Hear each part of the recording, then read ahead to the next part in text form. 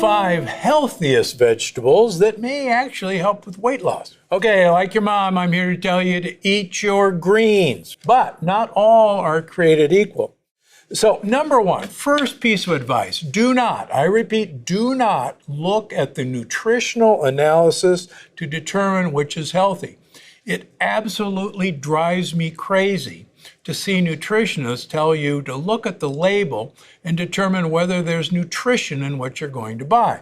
And I'll get to that in just a second. It has nothing to do with the health benefit of what you're buying. What you're looking for is, drum roll please, polyphenols. The more bitter, the more better, and the amount of prebiotic soluble fiber. And quite frankly, you're probably not going to find any of that on a nutritional label, because up until the last few years, no one realized that the reason you're told to eat the rainbow has to do with the polyphenol content of these foods, and it's not on the nutritional label. So just throw that label away. Now, here's my top favorite leafy greens in no particular order, with the highest amount of nutrients that your good gut bugs actually care about. And if they care about it, you should care about it. So number 1, fennel. You've probably seen this in the grocery store. It's actually a cousin of the carrot family, and all parts of fennel are actually usable. Fennel has a slightly licorice taste that I think is fantastic. How can you prepare it? However you want. First of all, the most traditional way is to take the fennel bulb, cut off the bottom of it, and then slice it thin. It's great on its own, but I prefer to put it in a salad with other things that are going to have. You can also chop up the stems the same way. But you can also cook or roast fennel. Grilling fennel, cut it in half and grill it, is one of the taste treats of all time. Don't ignore this in your grocery store. It's usually very reasonable. It is loaded with fiber that your gut buddies like. Now, number 2, a brassica family, and we're going to talk about a few brassica vegetables. Cabbage. Cabbage used to be one of the go-to foods during the winter for most Americans because it was a storageable vegetable. Coleslaw is made out of cabbage. German coleslaw is made out of cabbage. It's a traditional vegetable. It became popular because it's storageable. But cabbage is more than that. The darker the cabbage, the more polyphenols it has. And cabbage is one of the easiest foods to prepare. You can slice it and eat it raw in salads. You can cook it. You can make it into sauerkraut. You can ferment it. It's easy to get into your diet. And again, the more colorful, the better. Okay, now these guys are frequently confused with cabbages or lettuces. This whole family are part of the chicory family. This is radicchio. There's a cousin called Treviso that's longer. This is Belgian endive. It comes in multiple colors. It almost looks like a tulip, readily available. This is frisee, a little harder to find. Now, why am I showing you this? Particularly in Italy and France, I have yet to have a salad that doesn't have radicchio or frisee or endive mixed in the salad. Why? These are inulin-containing vegetables. And inulin, as you've read in my books, is probably the best prebiotic fiber for our gut bacteria, for healthy gut bacteria. In fact, one of the most traditional Italian salads uses radicchio, Belgian endive, and arugula, which is another cruciferous vegetable. And that salad is called tricolore for obvious reasons. Tricolore salad with olive oil, probably, if you wanted to choose the healthiest salad, tricolore salad is the way to go. I always have these forms of vegetables in my refrigerator, and I try to eat them almost every day. And again, I've never had a salad in Italy or France that doesn't have these vegetables in them. Chicory luckily is becoming more and more common in our grocery stores. So look for it. A Belgian endive, Trader Joe's has it. Radicchio is on all grocery stores. Arugula is on almost all grocery stores. Now, arugula. If you look on the internet, nutritionists will tell you that arugula has no nutritional value. Au contraire. Arugula has so many amazing polyphenols, and the value of cruciferous vegetables in preventing cancer is over the moon. So yes, there's no calories in it. Yes, there's no protein in it. That's not what you're looking for. And even if that was true, this is a way of getting olive oil into your mouth. And after all, as you know, the only purpose of food is to get olive oil in your mouth. Now, these are vastly preferable to other lettuces. Plain old lettuce, this is actually a leaf lettuce, is there to get olive oil into your mouth. Now, iceberg lettuce has no nutritional value. But before we throw it away, let's realize that iceberg is a way to get olive oil into your mouth.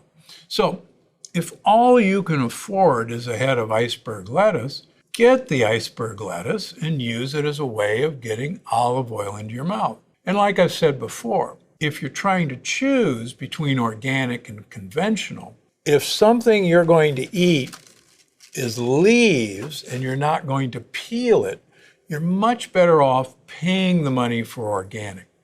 If you're going to peel it, then you really don't have to worry about organic because you're going to throw the pesticides aside.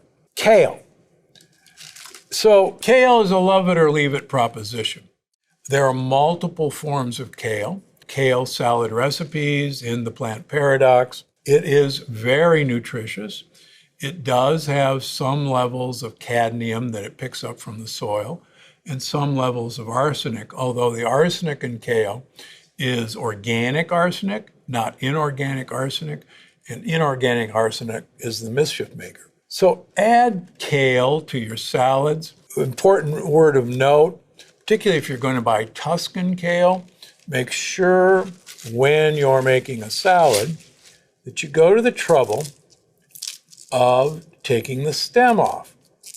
Because the stem is really woody and you won't have a lot of fun, but it's fun to peel it off and then just break up the kale and put it in your salad.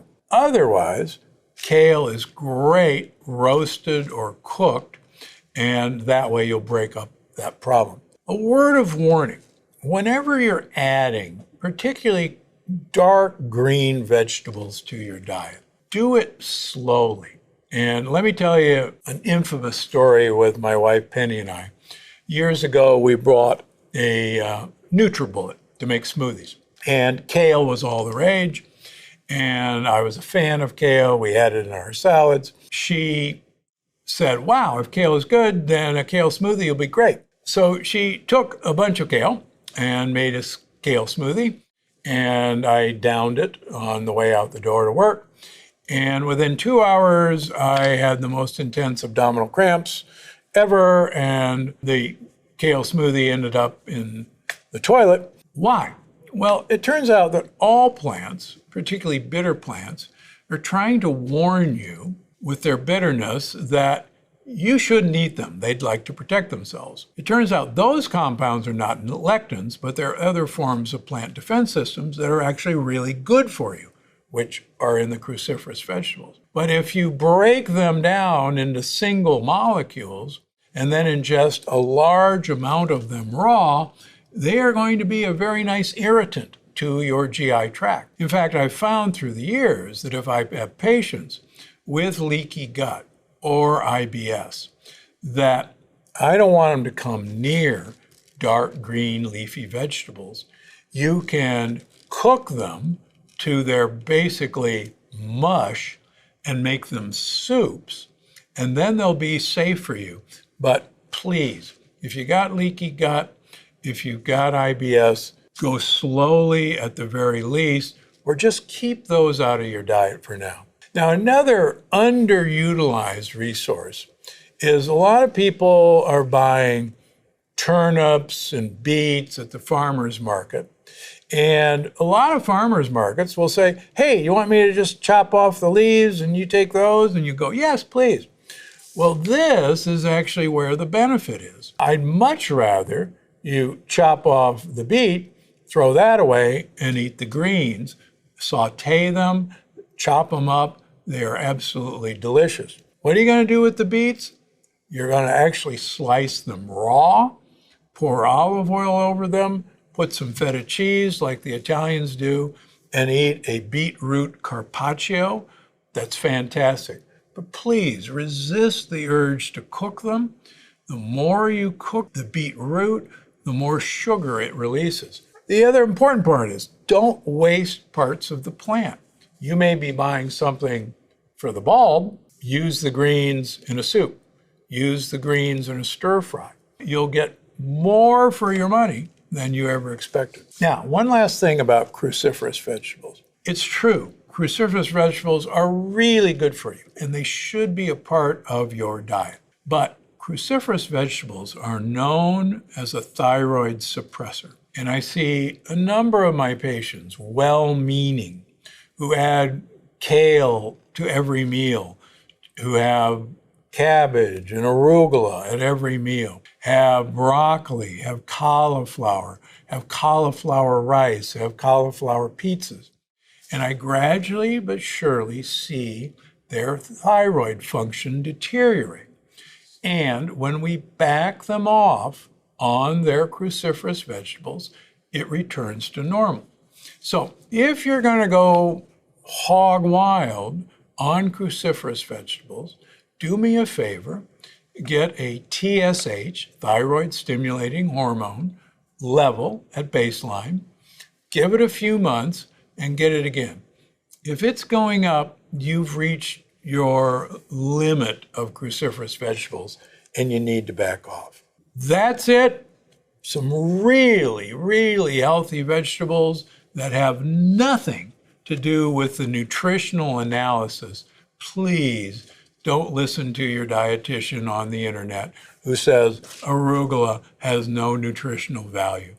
That is harming you more than you know. Make sure to check out the next one here.